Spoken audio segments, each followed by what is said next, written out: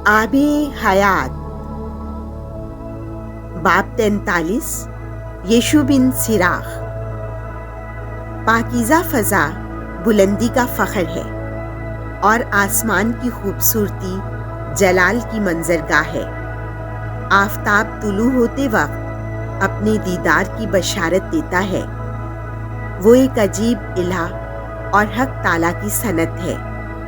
दोपहर के वक्त वो ज़मीन को झुलसाता है, बस कौन उसकी गर्मी की शिद्दत को बर्दाश्त कर सकेगा।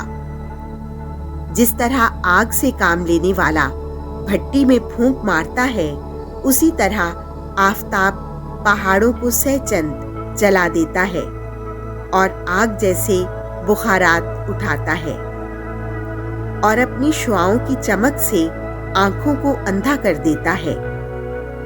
उसका खालिक खुदावंद अजीम है, जिसके हुक्म से वो अपनी रफ्तार में दौड़ता है और महताब अपने तमाम हालात के जरिए से मौसमों की खबर देता है और दायमी निशान है।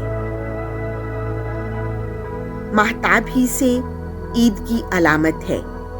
वो ऐसा नैयर है जो घटकर पूरा होता है, महीना उसके नाम से कहलाता है। उसका तगय्युर क्या ही मुहीब है।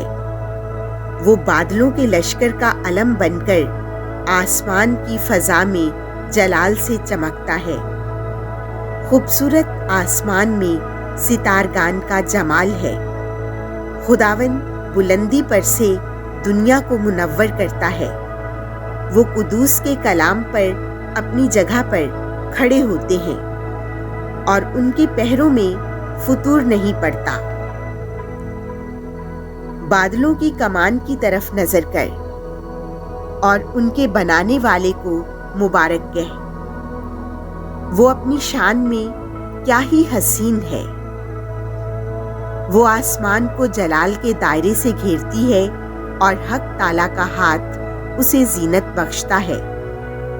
उसकी कुदरत से फिजा में बर्क की तहरीर है और उसके इंतकाम के शोले भड़क उठते हैं। इस सबब से उसके खजाने खुल जाते हैं और बादल परिंदों की मानिंद उड़ते हैं। वो अपनी अजमत से बादलों को सख्त करता है और औलों के रेजे टूट पड़ते हैं। उसकी निगाह से पहाड़ कांप उठते हैं और उसकी मर्जी से बादे जुनूब चलती है। उसकी गरज की आवाज जमीन पर पड़ती है और साथ ही बादे शिमाल के तूफान और बगुले।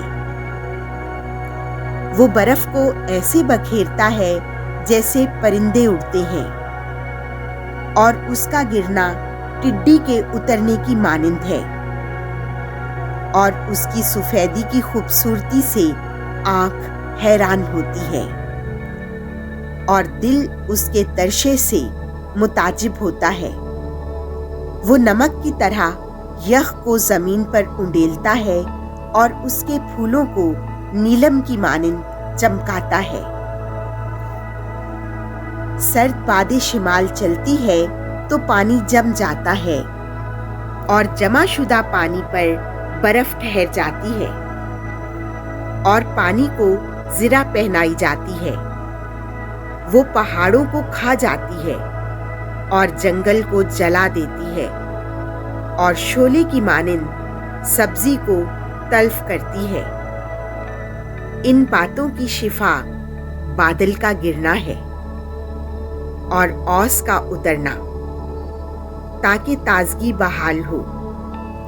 उसके कलाम से समुंदर थम जाता है और उसमें जज़ायर निकल पड़ते हैं। समुंदर के जहाजरान उसके खतरों का बयान करें तो हम कान से सुनकर ताजुब करेंगे। वहां अजीबो गरीब सनतें हैं, यानी तरह तरह के हैवानात और बड़ी मछली। उसके सबब से उसका काम अंजाम को पहुंचता है। उसी के कलमे से उसकी मर्जी पूरी होती है। हम कितना ही कलाम क्यों ना करें, तो भी इंतहा तक ना पहुंचेंगे। हमारे कलाम का खुलासा ये है कि वही सब कुछ है। हम उसकी तमजीद के लिए क्या कर सकेंगे? वो अपने सब कामों पर आला अजीम है। खुदावंद मुहीब और निहायत अजीम है और उसकी कुदरत ताज्जुब अंगेज है। मकदूर से भी ज्यादा खुदावंद की तमजीद करो तो भी उसकी रिफ़त ज्यादा ही रहेगी। खुदावंद को मुबारक कहो और मकदूर भर उसकी तमजीद करो, क्योंकि वो तमाम हम्द से बालातर है। अपनी सारी ताकत से उसकी सिताइश में मुबालगा करो और थक ना जाओ, क्योंकि तुम हद तक हरगिज ना पहुंचोगे। किसने उसे देखा कि उसका हाल बयान करे और उसकी उसी तरह हम्द करे जैसा वो है। इनके अलावा और बड़ी बड़ी बातें हुनूज हमसे पोशीदा है, क्योंकि जो कुछ हमने देखा वो निहायत कलील है।